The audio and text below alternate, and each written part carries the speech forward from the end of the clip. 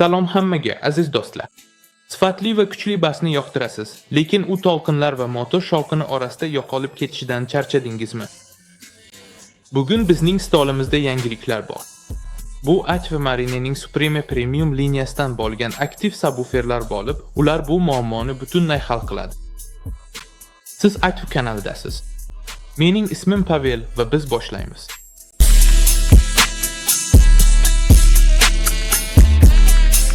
Xo'sh, an'anaga ko'ra, avvalo to'plam tarkibini ko'rib chiqamiz. Do'stlar, bu eng tezkor to'plam ko'rigi bo'ladi, chunki model hali oldindan ishlab chiqarilgan va yo'riqnoma hamda kafolat varaqasi hali chop etilmagan. Lekin men rasmiy saytdagi suratlarni olib, ular qanday ko'rinishini oddiygina ko'rsataman. Damladan. To'plamning o'ziga albatta masofadan boshqarish pulti, enkoder kiradi. Kamaytirish, ko'paytirish, mikrojek orqali ulanadi. Sound modelini mahkamlash uchun burchaklar va bevosita mahkamlash uchun vintlarning o'zi. Xo'sh, avval aytganimdek, bu subwooferlar aktiv hisoblanadi. Agar kim aktiv subwoofer nima ekanini bilmasa, hozir oddiy qilib tushuntirib beraman. Qarang, aktiv subwoofer bu faqatgina dinamik emas, ya'ni akustik quti va kuchaytirgich ham bo'ladi. Hammasi birgalikda subwooferni tashkil qiladi. Bu shunchaki polkada nima bo'lsa, hammasini ichiga tiqib qo'yish haqida emas, shunchaki joy to'ldirish uchun emas. Bu aqlli hisoblash haqida hikoya. Ya'ni bu yerdagi har bir tafsilot, har bir element maxsus hisoblab chiqilgan. Shunda siz uskunadan minimal mehnat va moliyaviy yo'qotishlar bilan maksimal daromad olasiz. Bizning muhandislarimiz siz uchun hamma narsani hisoblab chiqdilar. Shuning uchun siz Google'da karnayni, subwooferni yoki qutini qanday hisoblashni qidirishingiz shart emas. Bu yerda hammasi allaqachon hisoblab chiqilgan. Ya'ni sizga faqat buni ulash va sifatli basdan zavqlanish qoladi. Yana bu subwooferlarda ikkita noyob xususiyat bor. Birinchisi, passiv nurlantiruvchilarning mavjudligi. Ikkinchisi esa juda past qarshilikda ishlaydigan kuchaytirgichning borligi. Lekin hammasini tartib bilan ko'rib chiqamiz. Xo'sh, tashqi ko'rinishdan boshlaymiz. Mar 102 modelining korpusi zanglamaydigan po'latdan tayyorlangan va kukunli bo'yoq bilan qoplangan. Unda Supreme va Ach Marine brendiga oid yozuvlar ham bor. Sound modelining korpusi esa zamonaviy kompozit plastmassadan, ultrabinafsha nurlardan himoya bilan tayyorlangan. Ikkala korpus ham IP6 himoya standarti asosida ishlab chiqilgan. Korpuslarning o'zi yetarlicha ixcham, bu esa deyarli har qanday transport vositasiga oson o'rnatishni ta'minlaydi.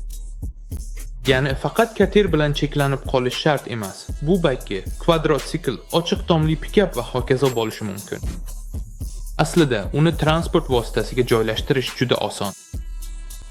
Shuningdek, yigilish sifatini ham alohida ta'kidlashim kerak. Ya'ni korpuslar juda monolit va zich his qilinadi. Va ular ortiqcha rezonansli tovushlardan xoli.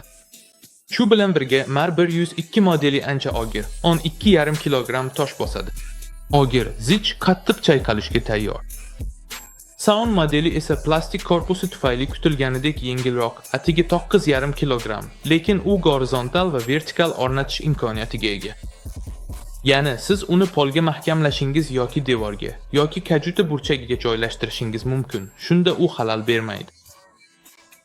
Har ikkala holatda ham bizda akustik dizayn turin yopiq quti hisoblanadi.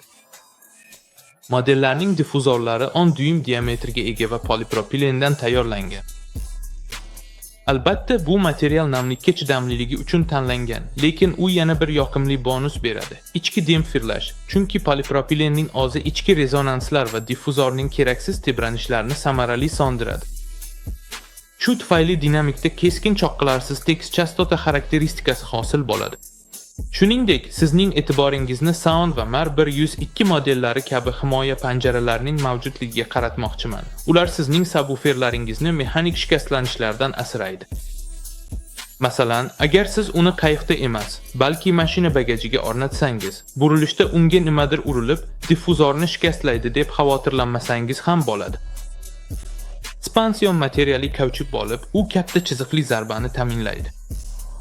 Karnay diametri 2 dyuym va impedansi 1+1 oqim bo'lgan qo'shaloq spiralga ega.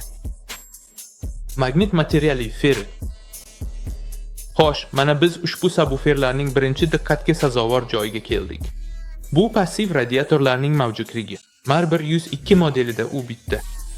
Ya'ni bizda bitta nurlantiruvchi aktiv, ikkinchisi passiv. Sound modelida esa ikki passiv va bitta aktiv nurlantiruvchi mavjud. Endi esa aniqlik kiritaylik. Passiv nurlantiruvchilar nima va ular nima uchun kerak? Qarang, passiv dinamik bu konstruksiyaning bir qismi bo'lib, unda na magnit o'tkazgich, na simlar mavjud. Ya'ni bu diffuzor, rezina podves va markazlashtiruvchi shayba. Tamom. O'zi mustaqil ravishda ovoz hosil qila olmaydi. U faqat aktiv dinamik yordamida harakatga keladi. Ya'ni aktiv dinamik ishlay boshlaganda, u germetik korpus ichida bosim hosil qiladi. Shu tufayli passiv dinamik ham tovush to'lqinini chiqarishni boshlaydi va bunday passiv nurlantiruvchi mavjudligi kichik hajmli korpusdan maksimal bas olishga yordam beradi. Ya'ni aslida u fazo invertorni faqat juda kichik hajmda almashtiradi. Endi ushbu sabuferlarning ikkinchi o'ziga xos jihati haqida gaplashamiz. Bu kuchaytiruvchi qismi. Sabuferga zamonaviy sinfli raqamli kuchaytirgich o'rnatilgan bo'lib, u HEV texnologiyasi tufayli juda past qarshilikda, ya'ni butun 100dan 25 ohmda ishlay oladi va Mar 102 modelida halol 370 watt.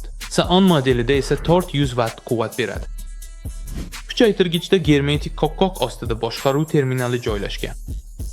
Unda kirish signali darajasi, gain 50 dan 150 Hzgacha diapazonda low pass filtri, basni yanada kuchliroq qilishni xohlovchilar uchun bass boost sozlash enkoderi, yoqilganlik va himoya indikatori, fazani aylantirish tugmasi. Agar ulashda polaritetni adashtirsangiz, hamda remt o'chirgich joylashgan.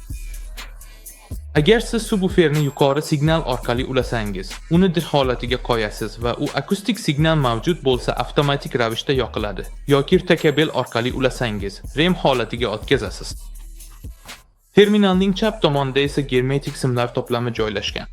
Unga quvvat simlari, remote signal simi, yuqori darajaga ulash uchun akustik simlar, past darajaga ulash uchun rita ulagichi va masofadan boshqarish pultini ulash uchun ulagich kiradi. Xo'sh, aziz do'stlar, endi xulosa qilish vaqti keldi. Bilishingizcha, suvda dam oluvchilarning ikki turi bor. Birinchilari zerikarli tarzda motor ovozini va zavod kolonkalarining chiyillashini eshitishadi. Ikkinchilari esa Atv Marine Supreme liniyasidagi akustikani tanlab, qayigini bir zumda suzuvchi raqs maydonchasiga aylantiradi. Agar atrofingizdagi baliqlar ham siz bilan birga raqsga tushishini istasangiz, Atv Marine Supreme liniyasidagi subwoofer kemangizda bo'lishi shart. Sizlar bilan Pavel, Atv kompaniyasidan edim. Barchangizga tomosha qilganingiz uchun katta rahmat. Albatta kanalga obuna bo'ling va ushbu videoga like bosing. Hammaga xayr.